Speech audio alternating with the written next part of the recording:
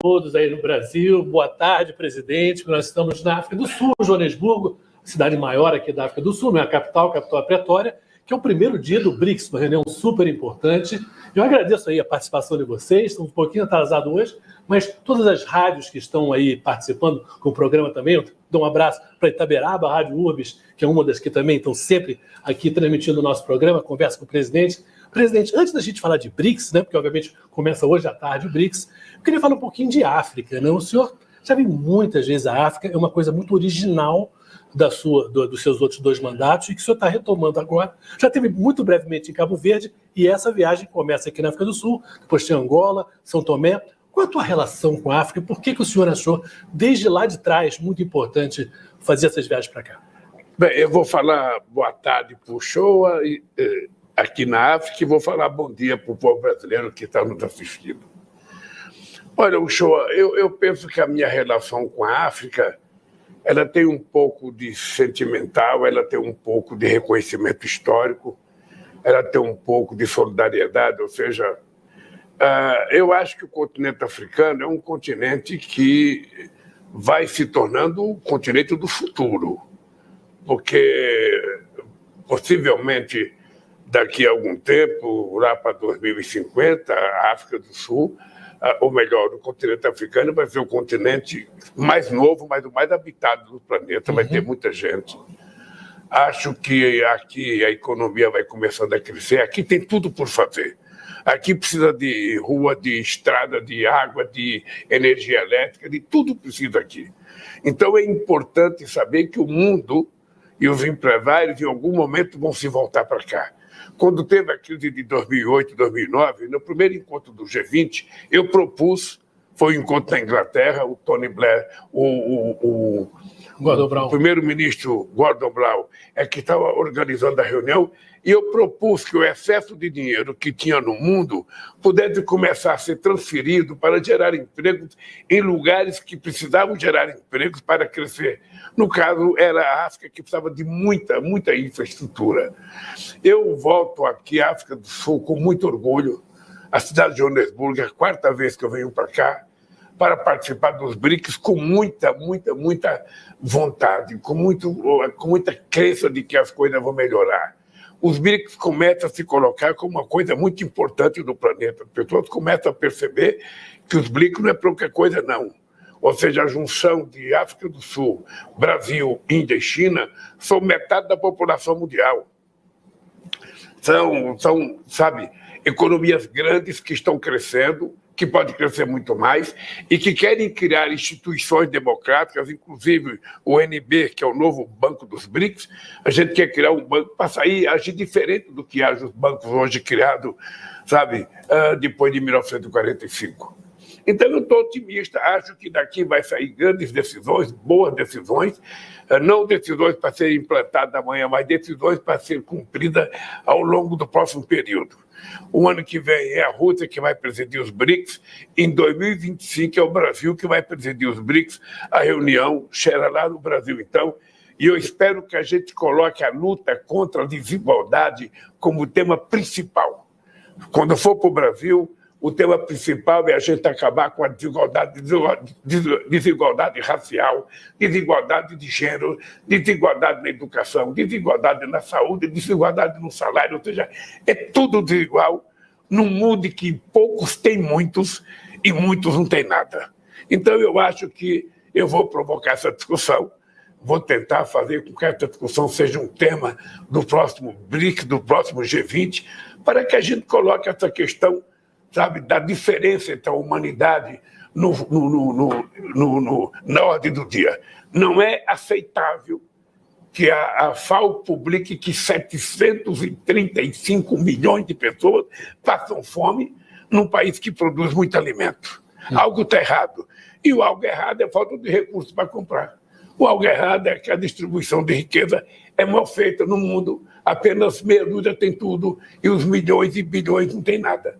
Então, eu estou muito feliz, queria dizer ao povo brasileiro que eu agradeço o voto que vocês me deram, porque me deu essa oportunidade de voltar a participar dos BRICS, voltar a participar de outros fóruns internacionais, para a gente colocar o Brasil na ordem do dia e mostrar para o mundo o que o Brasil está fazendo e o que o Brasil quer fazer.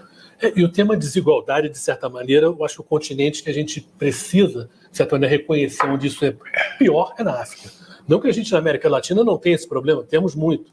Mas a África realmente é uma terrível, né? Pelo que sofreram, em termos desses séculos, né, com a escravidão, e pelo depois a continuação da economia, a maneira como os países ricos lidaram, vinham para a África para tirar coisas da África, muito mais do que ajudar. Né? Poxa, é só importante a gente saber que a maioria dos países da África foram colonizados e que a grande maioria também conseguiu a sua independência a partir dos anos 60.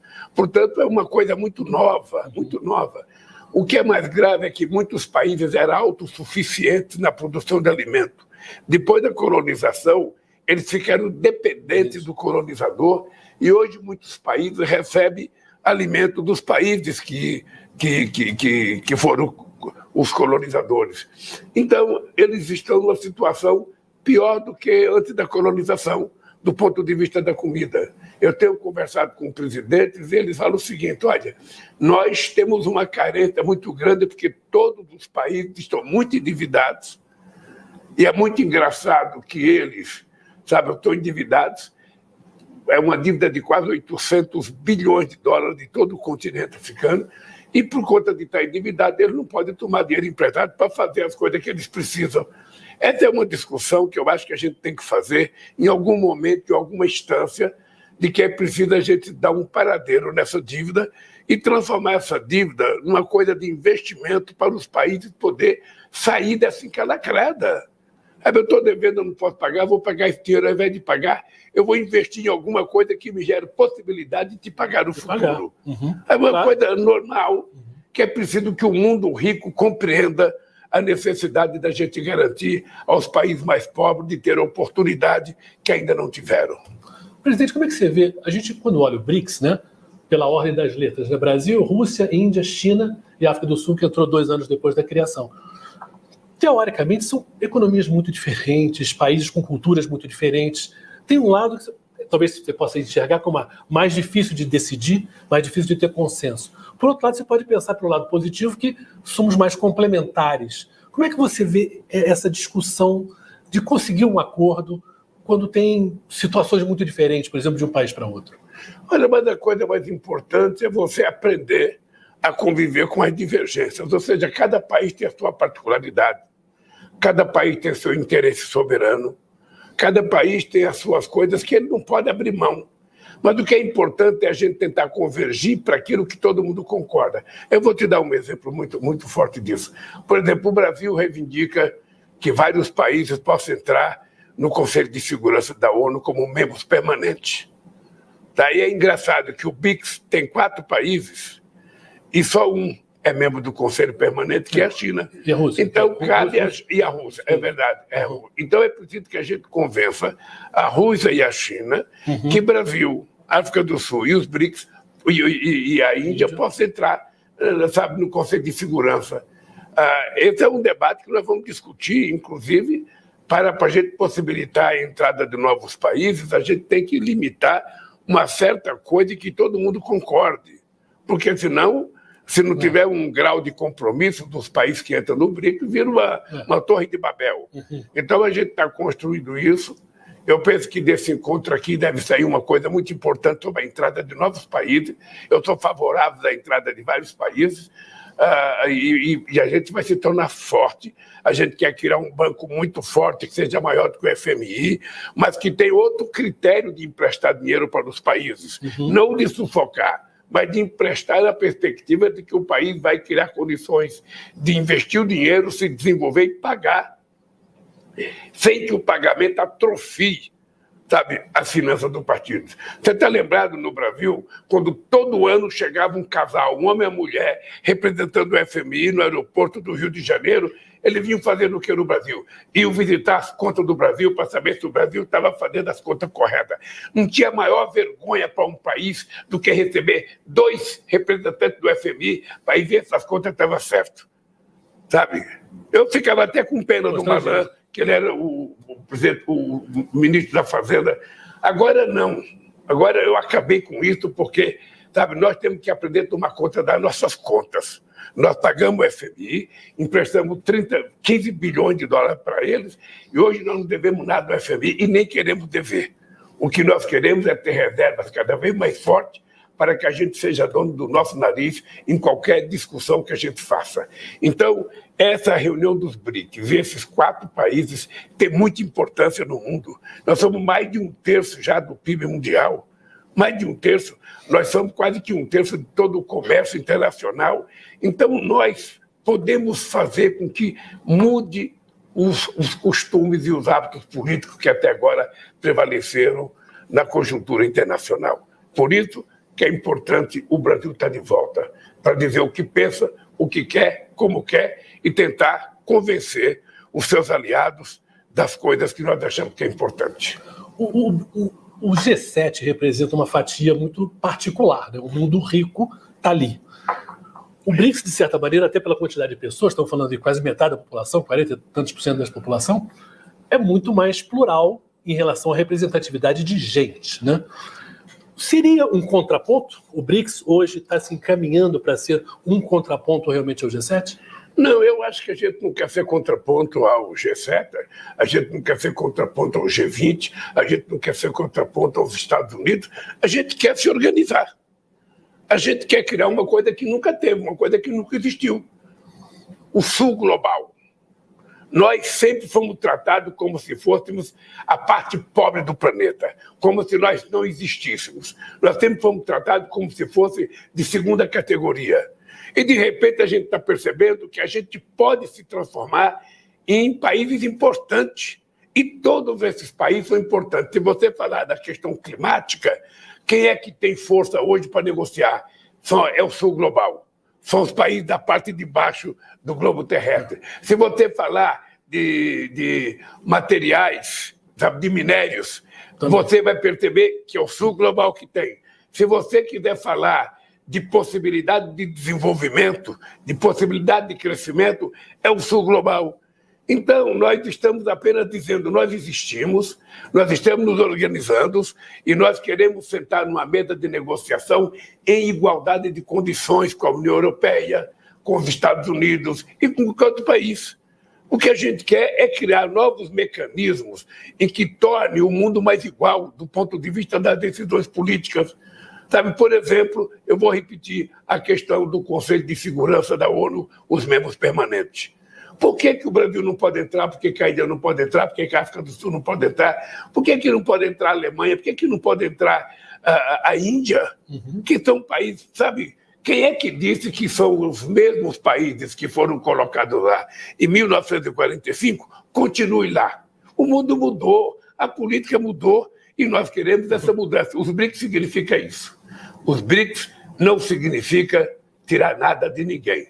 Significa uma organização de um polo muito forte, que congrega muita gente. Você imagina se entrar a Indonésia, mais 200 bilhões de habitantes, ou seja, nós vamos ter mais de metade da população participando dessa organização. E isso é importante porque vai permitir que a gente tenha um certo equilíbrio nas discussões, em que hoje as guerras são decididas sem ninguém participar, ninguém discute. Sabe, não é só a guerra da Rússia contra a Ucrânia, é a guerra, sabe, dos Estados Unidos contra o Iraque, foi a guerra da França e da Inglaterra contra a Líbia, foi as coisas contra o Líbano, ou seja, nós, então, o que nós precisamos? Nós precisamos criar um mundo mais justo, mais, sabe, mais democrático, mais solidário, pensando que a coisa mais importante que a gente tem que fazer nesse instante é acabar com a fome no planeta Terra, é acabar com a desigualdade, é permitir que todo mundo viva dignamente e decentemente. Nós temos alimento para isso e temos dinheiro para isso. O que precisa é apenas uma disposição política. Sabe, você não pode continuar no mundo em que 1% mais rico tem mais dinheiro do que 50% da população mundial mais pobre. Agora não podemos continuar assim. Assim você não tem equilíbrio, você fala em democracia, mas está vendo uma pessoa morrer de fome na tua frente, está vendo uma pessoa morrer por falta de tratamento médico, por falta de um remédio. Que mundo que é esse? Você viu na questão da vacina. Na questão da vacina, quem tinha dinheiro comprou vacina. Quem não tinha dinheiro ficou assistindo a Covid matar. os seus entes queridos. Então, eu acho que os BRICS têm essa simbologia. Não é a simbologia da rivalidade, mas é a simbologia de criar um organismo novo, forte, que tenha muita gente, que tenha muitos recursos para a gente tentar melhorar a relação do mundo. Por isso que o Sul Global é importante. O senhor acredita muito na democracia e está exercendo isso, ou querendo ampliar no Conselho de Segurança e ampliar também o BRICS. Mas a gente pode pensar também que existe uma certa lógica do clubinho. Quem está dentro não quer que outros entrem porque você dilui o seu poder. Isso vale para o Conselho de Segurança, os 5 lá, se abrirem, realmente vão perder o direito de veto, enfim, com essa importância que hoje eles têm. E no BRICS você poderia dizer a mesma coisa. O senhor acha, ou sente, claro que vai começar o BRICS hoje à tarde, gente, então a coisa ainda vai ter as negociações, mas o senhor sente que a sua posição, ela no BRICS, vamos falar só do BRICS pelo menos no começo, ela tem uma grande chance de passar, de ampliar o BRICS? Eu acho que os BRICS têm possibilidade de ampliação. Eu sei que a China quer, eu sei que a Índia quer, eu sei que a África do Sul quer, eu sei que a Rússia quer e nós queremos. Então, se todo mundo quer, não é difícil entrar. Obviamente que você tem que estabelecer determinados procedimentos para que as pessoas entrem, para que a gente possa amanhã não descobrir que a gente colocou alguém que era contra os BRICS. Por isso tem que estabelecer algumas normas para que as pessoas entrem nos BRICS. Mas o BRICS não pode ser um clube fechado. Sabe, o G7 é um clube fechado. O G7, mesmo quando o Brasil chegou à 6ª economia do mundo, a gente era convidado como convidado e não como participante. O G7 é o clube dos ricos, em que a Rússia entrava por causa das armas nucleares que ele tinha. Não era pelo dinheiro. Então, nós não queremos isso. Nós queremos criar, sabe, uma instituição multilateral, sabe, que, graças a Deus, tem o nome do BRICS, foi um economista que deu esse nome, e que nós adotamos, e que a gente possa ter algo diferente. Sabe, afinal de contas, nós temos quase, 100 anos de funcionamento das instituições multilaterais que nós temos. Algumas funcionaram, hoje não funciona mais. Hoje a ONU tem pouca representatividade, ela não consegue cumprir quase que nenhuma tarefa. Hoje o Conselho de Segurança não decide mais nada porque tem o direito de veto e os membros do Conselho de Segurança fazem o que querem. E nós precisamos utilizar a ONU para tentar encontrar paz no mundo. A ONU precisa ser muito forte, até porque, eu vou dizer uma coisa para o brasileiro, o Shoa, se a ONU não tiver um poder de governança, a gente não resolve a questão climática. Porque se a gente fizer um COP, nós vamos fazer uma reunião nos Emirados Árabes, vamos supor que lá a gente toma uma decisão com relação aos países que têm florestas, que é a República Democrática do Congo, a República do Congo, a Indonésia e os 8 países da América do Sul. Se a gente que tem muita floresta tomar uma decisão, essa decisão só será cumprida se ela for aprovada nos estados, dentro do Estado Nacional, no Congresso dentro do Estado Nacional. Se não for aprovada, a gente não consegue colocar em prática. Então é preciso ter uma governança mundial que, em determinadas circunstâncias, em determinados casos, decida e que a gente seja obrigado a cumprir. Por exemplo, o Acordo de Paris, ninguém cumpre. Por exemplo, o Protocolo de Quioto, ninguém cumpre.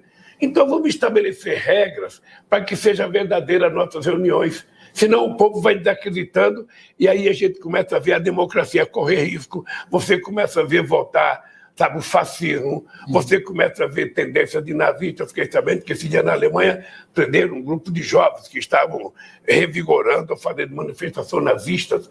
Nós não podemos permitir que isso continue, se nós que somos democratas, se nós acreditamos na democracia como o melhor modelo de governança, nós precisamos garantir que a gente tenha instituições fortes para garantir, inclusive, essa democracia. Presidente, às vezes a gente fica pensando que, para uma pessoa mais humilde, no interior do Brasil, numa periferia, BRICS pode parecer uma coisa um pouco distante, né? O G20, o G7 pode parecer uma coisa distante. Como é que a gente explica para essas pessoas como isso ajuda a nossa economia, como ajuda em termos de investimento, a trazer emprego, não só a paz, não só o meio ambiente, mas assim, o que realmente melhora a vida da gente como um todo? Eu vou começar a dar um exemplo aqui financeiro. Em 2009, a relação do Brasil com os países do BRICS era apenas 48 bilhões de dólares. Em 2022, a relação do Brasil com os países do BRICS foi para 178 bilhões de dólares, ou seja, um crescimento de 370%. Quase 4 vezes mais. Tá? Essa é uma demonstração de como é que as coisas funcionam. Sabe? Por isso é que quanto melhor for a relação de um país com outro país, mais chance a gente tem de fazer bons acordos. E os bons acordos não é aquele que um ganha e o outro perde. O bom acordo é aquele que os dois ganham. Os dois voltam para casa satisfeitos, dizendo: eu vendi por um preço bom, e o que comprou diz: eu comprei por um preço bom. Esse é o mundo de negócio que nós queremos criar. É por isso que o Brasil briga pela restabilização, pela volta da OMC. A OMC, que em 2008 estava quase pronto para fazer um acordo, parou e nunca mais se reuniu. Nós somos favoráveis que quanto mais instituições multilaterais tiverem, que participem todos os países, melhor. Por exemplo, nós defendemos a questão de uma unidade de referência. Na verdade, é uma moeda que seja a referência de fazer negócio para que você não precise de uma moeda de outro país. Ora, por que eu faço negócio com a China? Eu preciso de ter dólar para fazer negócio com a China. O Brasil e a China têm tamanho suficiente para fazer negócio nas suas moedas ou em outra unidade, sabe, de conta que a gente possa fazer. A gente, sem desvalorizar a moeda da gente e sem negar, ela continua existindo, mas a gente cria uma moeda de comércio exterior. Isso funcionaria como assim? A gente reconhece o peso de cada moeda e quanto ela representa em relação ao do outro. Isso, depois dos bancos centrais fariam os ajustes necessários. O que é importante é que a gente não pode depender de um único país que tem o dólar, de um único país que bota a maquininha para rodar dólar, e nós somos obrigados a ficar vivendo da flutuação dessa moeda. Não é correto. Antigamente, antes do dólar, era o ouro. Ninguém discutiu que o ouro ia deixar de ser a moeda referência. Ninguém discutiu. Simplesmente tiraram. Tiraram. Então, o que nós queremos é o seguinte: tem país como a Argentina que não pode comprar dólar agora. Está numa situação muito difícil, porque não tem dólar. Ora, para vender para o Brasil, não deveria precisar de dólar. Sabe, vamos trocar nossas moedas e os bancos centrais fazem os acertos no final do mês. Sabe, o Brasil e China, o Brasil e Índia. Então, é isso que nós precisamos discutir. Essas são as novidades que nós precisamos discutir. E quando você propõe coisa nova, as pessoas têm medo, as pessoas se assustam, as pessoas não querem. Colocar uma moeda, sabe, de negócio entre o Brasil e outros países, não é negar o dólar. O dólar vai continuar com o valor que ele tem, sendo uma moeda importante, tal. Mas nós não precisamos, se não tivermos dinheiro para comprar dólar, comprar dólar, negocie na nossa moeda. Agora mesmo, a Argentina, na situação, o Haddad estava conversando com a Argentina e é possível a gente ajudar a Argentina tendo como moeda o yuan. Sabe, aqui da China, sabe, fazer uma coisa diferente, uma coisa um pouco mais serena, mais madura, menos pragmática, como é as regras estabelecidas hoje, que só favorece o sistema financeiro. Só favorece. Eu fico às vezes irritado, Shoa, porque quando houve a crise em 2008 nos países ricos, o FMI não se manifestou. Até parecia que o FMI não existia. Agora, quando tem uma crise em qualquer país pequeno, seja da África ou da América Latina, o FMI resolve dar palpite, resolve falar, resolve meter o bico. Sabe, quando, na verdade, ele deveria ajudar. Deveria ajudar, mas não ajuda. O dinheiro que ele põe lá é quase como se fosse um cabresto. O país fica preso àquilo e não consegue sair. E a gente pode ver isso, a situação da Argentina. Como é que está difícil por causa do empréstimo que foi feito por interesses políticos do FMI. Os 44 bilhões emprestados ao Macri na época das eleições. Há quem diga na Argentina que esse dinheiro foi emprestado por conta das eleições para que o Macri pudesse ganhar as eleições. Ele não ganhou, o Alberto Fernandes ganhou e o Alberto ficou com a dívida e que agora tem que pagar. E nós sabemos da situação da Argentina. Teve uma seca muito forte, perderam 25% da sua agricultura. E eu, por exemplo, defendo que os nossos irmãos da Argentina possam participar dos BRICS. Eu defendo isso, vamos ver na reunião como é que fica, mas eu defendo, se vai ser agora, se vai ser daqui a um mês, 2 meses, tudo.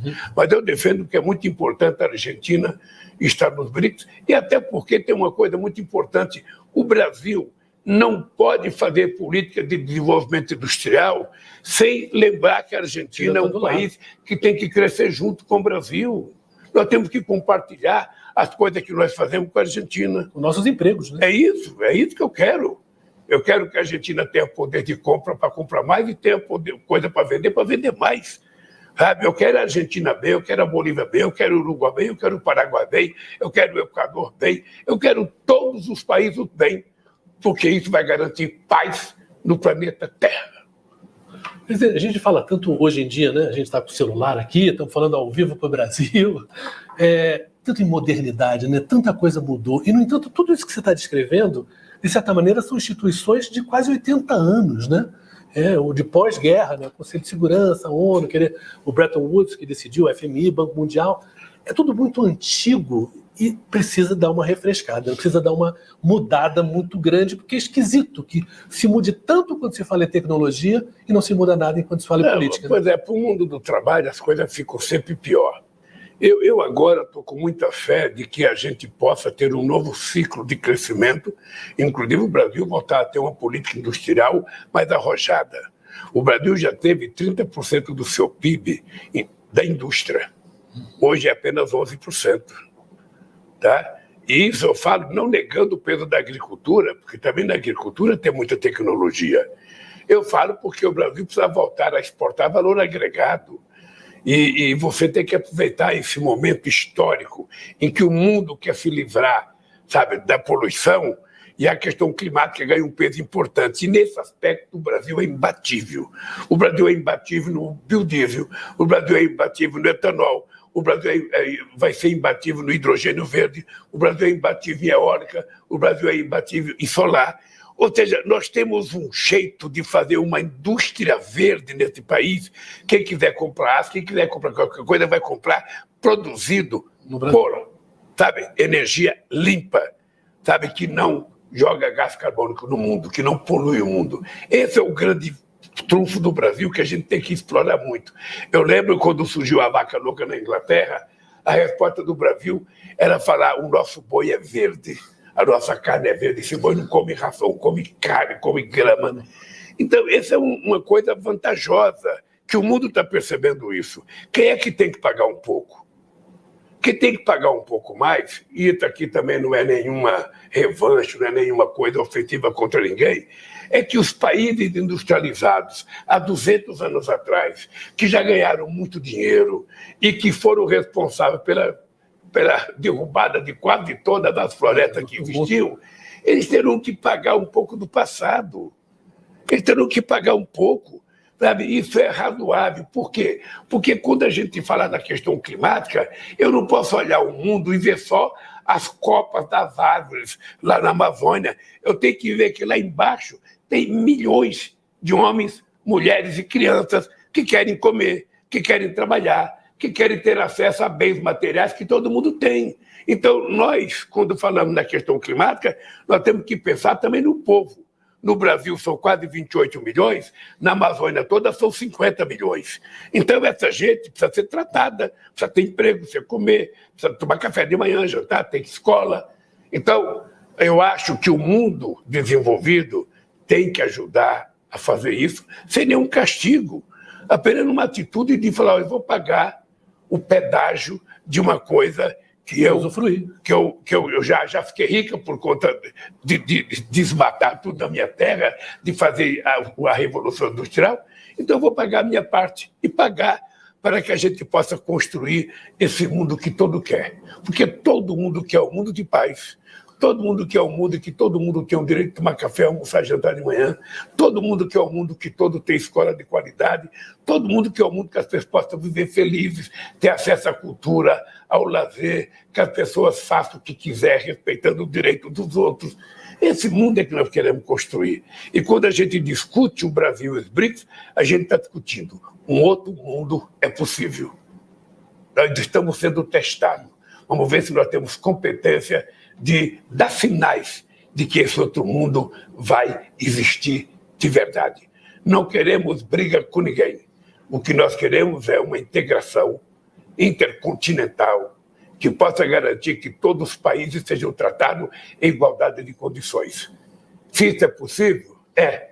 Então, outro mundo é possível. E outro mundo é possível porque o planeta Terra garante, por causa da tecnologia, da evolução da genética, sabe, condições tranquilas de produzir alimento para todo mundo e todo mundo viver bem, sabe? Sobretudo o povo dos países mais pobres.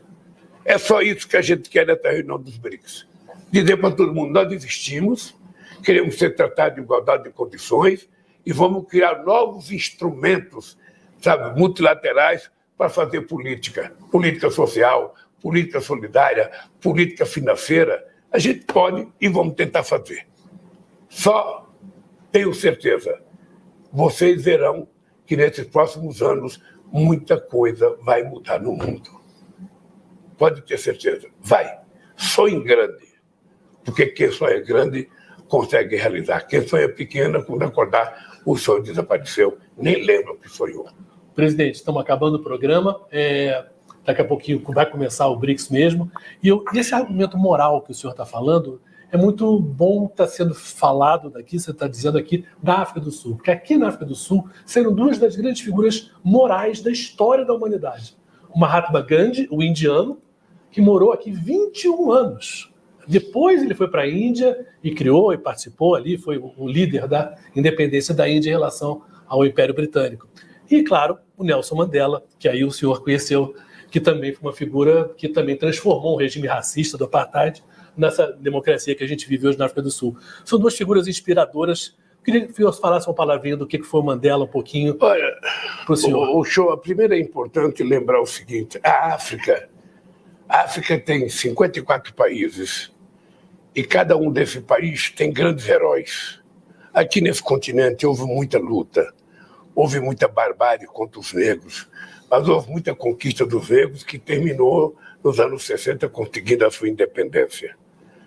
Então tem muitos heróis aqui. Agora, obviamente, que a história do Gandhi começa exatamente aqui na África do Sul, e a África do Sul que conseguiu ter o Mandela, que é o exemplo mais próximo da minha geração, porque o Mandela, eu tive o prazer de conhecê-lo antes e depois, sabe, dele ser governo, e o Mandela era uma figura que era o resultado de uma luta mundial, porque o mundo inteiro começou a se colocar contra o apartheid e, de repente, a figura que aparecia era aquela figura do Mandela que parecia um homem de 8 metros de altura, sabe, de tanta competência, de tanta generosidade, sabe, e de fala tão suave quando ele falava com o seu povo.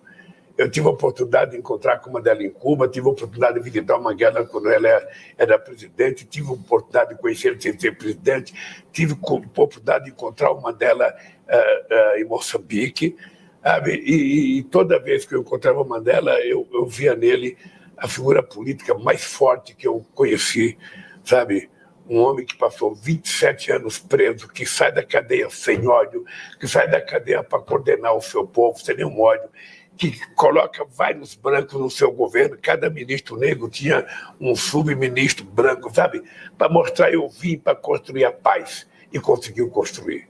Bom, e a história do Gandhi também, o Gandhi foi o primeiro livro que eu fiz, o primeiro livro que eu li na minha vida, sabe? Foi o do Gandhi, é uma história que causa inveja a todo ser humano, ou seja, se dedicar à independência do seu país, a uma luta daquela sem violência, é uma coisa muito forte. Ou seja, o gesto deles, que poderiam ser vistos como covardia por alguns, sabe, mas para mim, pelo menos, o gesto do Mandela, do Mahatma Gandhi, cada gesto dele era um gesto mais revolucionário do que se ele tivesse com arma na mão.